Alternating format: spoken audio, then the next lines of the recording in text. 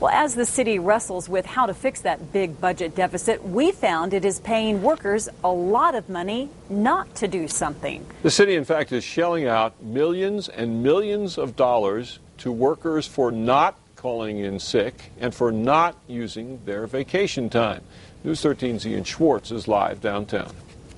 In many non-government jobs, even mine, it is use it or lose it when it comes to vacation and sick days, but not if you work for the city of Albuquerque.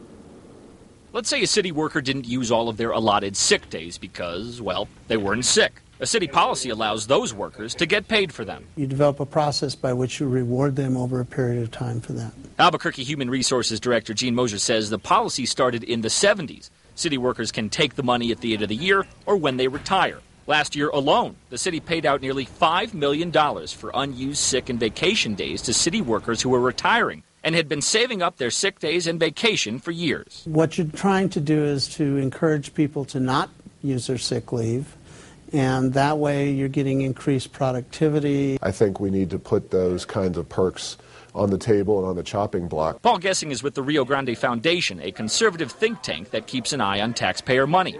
He says those payouts are rare in the private sector and not as generous. It's at a 50% or 25% rate. You're not getting anywhere close to your full day wages for any days you cash in. And then there's a limit you can accumulate over a certain time span. In these tough times, City Hall is rethinking that generosity and could try to change the policy.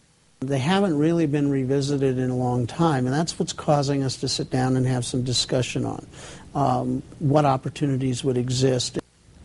Now, city employees get paid for their unused sick days and vacation days at the hourly rate they're making when they cash out. The mayor's office says former CAO Ed Adams retires in a few years. He is in line for a parting gift of almost $130,000. Back to you.